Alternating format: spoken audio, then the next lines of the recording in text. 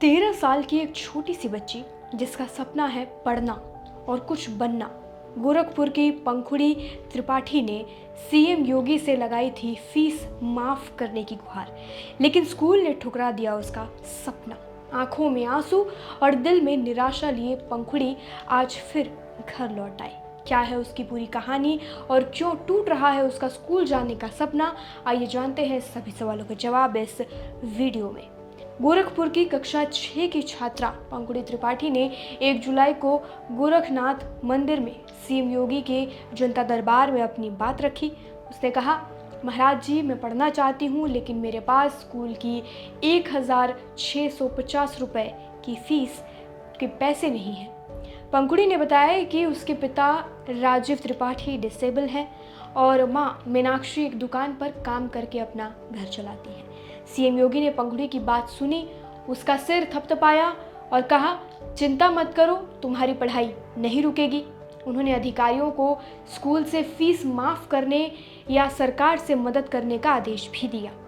पंखुड़ी ने सीएम योगी के साथ फोटो भी खिंचवाई और खुशी खुशी वापस घर लौट आई। लेकिन कई दिन बीतने के बाद पंखुड़ी को कोई मदद मिली बिल्कुल नहीं। उसने अपने माता पिता के साथ सरस्वती शिशु मंदिर स्कूल में फीस माफ करने के लिए एप्लीकेशन भी दर्ज की, लेकिन स्कूल के प्रिंसिपल ने साफ मना कर दिया। उन्होंने गुस्से में कहा, अगर तुम्हारी फीस माफ की तो रोज लोग जनता दरबार जाएंगे और फीस माफी मांगने लगेंगे। इतना ही नहीं, प्रिंसिपल ने पंखुड़ी के माता पिता से भी ठीक से बात नहीं की। निराश होकर पंखुड़ी और उसका पूरा परिवार वापस घर लौट आया। वहीं एक मीडिया से बात करते हुए पंखुड़ी ने रोते हुए कहा, मुझे लगा था कि सीएम के वादे के बाद मैं स्कूल जा सकूंगी, लेकिन मेरा सपना फिर टूट रहा है।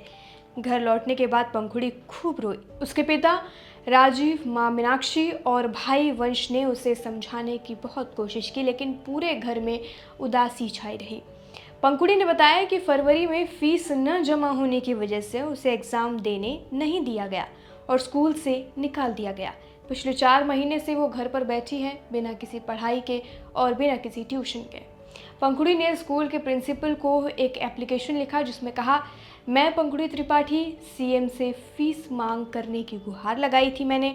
उन्होंने अधिकारियों को आदेश दिया था, कृपया मेरी फीस माफ़ करके मेरी पढ़ाई में मदद करें, लेकिन स्कूल ने उसकी ये मांग ठुकरा दी। पंखुड़ी ने कहा, मेरे दोस्त फ़ोन करके मुझे पूछते हैं कि मैं स्कूल क्यों नहीं आती।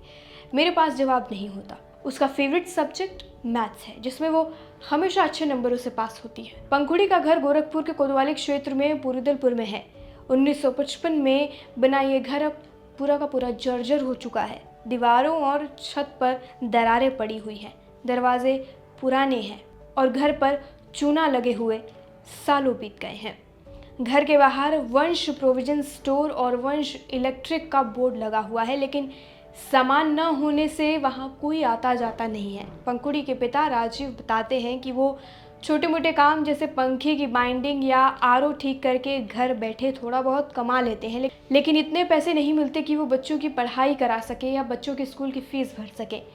राजीव ने बताया कि 2020 में कोरोना काल में उनका चंडीगढ़ में रेडीमेड गारमेंट का काम बंद हो गया। घर लौटने के बाद छत पर फिसलने से उनका पैर टूट गया और ऑपरेशन के बाद रॉड डालनी पड़ी। 4 साल तक वो बिस्तर पर पड़े रहे, उठने की हालत में नहीं थे। माँ मीनाक्षी को परिवार चलाने के लिए दुकान पर काम करना पड़ा, लेकिन उनकी कमाई से बच्चों की पढ़ाई का खर्च नहीं निकल पा रहा था। पंखुड़ी और उसका भाई वंश दोनों सरस्वती शिशु मंदिर में पढ़ते हैं, लेकिन पंखुड़ी की फीस न दे पाने की वजह से स्कूल से निकाल दिया गया। पंखुड़ी की कहानी मीडिया में सामने आने पर ऐश्वर्या समूह के निदेशक अतुल सराफ ने कहा कि उनकी कंपनी CSR फंड से पंखुड़ी की पूरी साल की फीस जमा कराएगी। वहीं गोरखपुर के DM कृष्णा करुणेश ने कहा कि पंखुड़ी की मांग को पूरा कराने की प्रक्रिया इस वक्त चल रही है। प्रशासन ने एक पत्र DIOS यानी जिला विद्यालय निरीक्षक ऑफिस भेजा है, जो अभी प्रयागराज में है। उनके लौटने के बाद इस पर फैसला होगा।